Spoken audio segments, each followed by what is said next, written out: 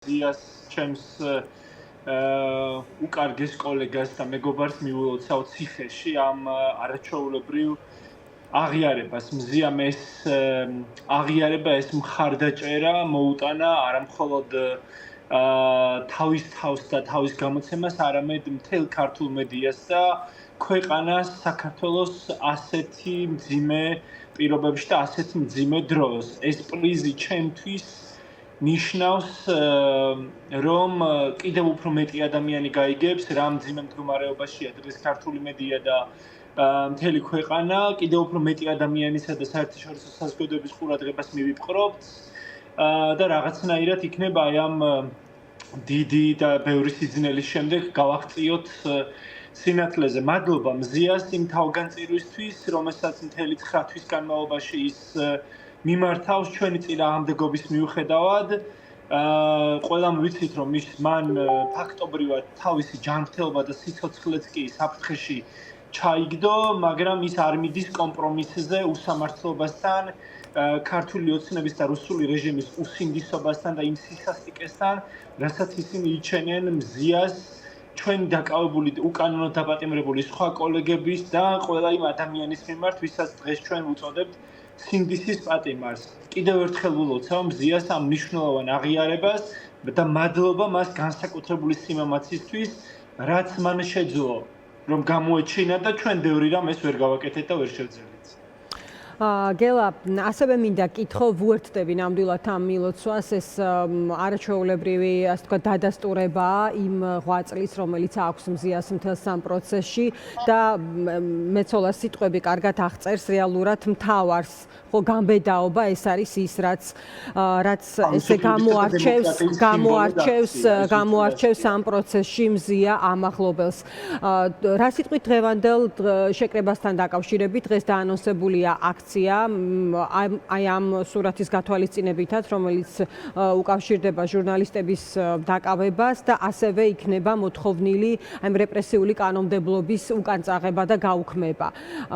რატომ დღეს და რა არის მთავარი მოწოდება? გელა, რა შეგიძლია ამაზე რა თქვა? ჩვენ დღეს ვიკრიბებით 20 საათზე მედია რუსთაველზე, ასე დავარქვით დღევანდელ აქციას, ვიკრიბებით 20 საათზე პარლამენტის წინ, იმიტომ რომ პირველი ორი მთავარი მოთხოვნა გვაქვს. ერთი, მოვუწოდებთ რეჟიმს და ქართული ოცნების ხელისუფლებას, რომ გაათავისუფლოს უკანონო დაპატიმრებული ჩვენი კოლეგები და მეორე, რომ გააუქმოს სიტყვისა და გამოხატვის თავისუფლების შემზღუდავი კანონები. გუშინ მე ვთქვი და დავწერე კიდეც, რომ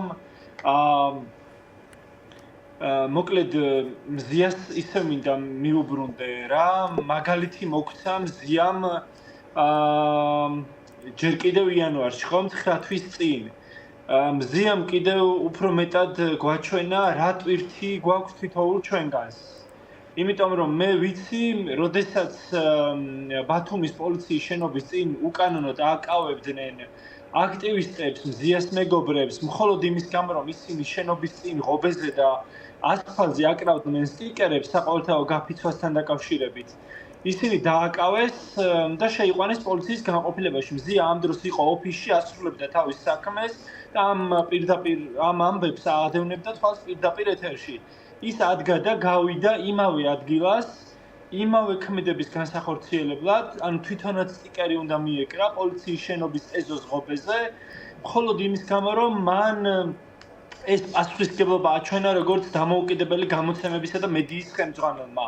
ანუ მისი საჯარო სტატუსი იყო კიდევ უფრო მეტი, ხომ, ასე ვთქვათ. ამიტომ მან იცოდა, რომ მას დააკავებდნენ. მზიამ იცოდა, რომ მას დააკავებდნენ იგივე ქმედებისთვის, რომელიც ცხადია არ იყო უკანონო, მაგრამ მან ეს გააკეთა შეგნებულად და მერე რაც მოხდა, როცა ის გახდა მოწმენდა თვითმხილველი შიგნით ადამიანების დამცირების შეურაცხყოფის ცემის პოლიცმაისტერ ირაკლი დგებუაძის მხრიდან და უკვე როდესაც გამოვიდა რეჟიმს სილა გააწნა სახეში და ეს ალიყური რეჟიმს ეწვის დღემდე, იმიტომ ეკცევიან მზიას ასე სასტიკად, იმიტომაა რომ ის 9 თვეზე მეტია უკვე უკანონო პატიმარია და მას არათავისუფლებენ უფრო მსუბუქი საპატიმრო ღონისძიების სახით, თუნდაც მიუხედავად იმისა, რომ არც თვითონ და არც ჩვენ არ ვაღიარებთ მის იმ დანაშაულს, იმ ბრალდებას, რასაც მას უყენებენ, რაზეც მას მსჯავრი დასდეს. ამიტომ რას იზამდა მზია დღეს ის რომ გარეთ ყოფილიყო და არ ყოფილიყო ციხეში, თავისუფლება აღკვეთილი. მზია გააკეთებდა იმას, რაც ჩვენ გავაკეთეთ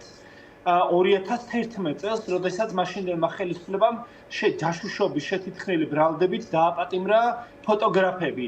ჩვენ მაშინ მზია იყო ერთ-ერთი მოთავე სწორედ ამ პროტესტის, როდესაც დავიწყეთ აქციები და არ შევედით სახლებში, მანამდე არც სამსახურებში დავბრუნდით ქუჩაში გამოსული კოლეგები, ჟურნალისტები, ვიდრე 4 დღეში 4-ვე უკანონოდ დაპატიმრებული ფოტოგრაფი არ გაათავისუფლა მაშინდელმა ხელისუფლებამ.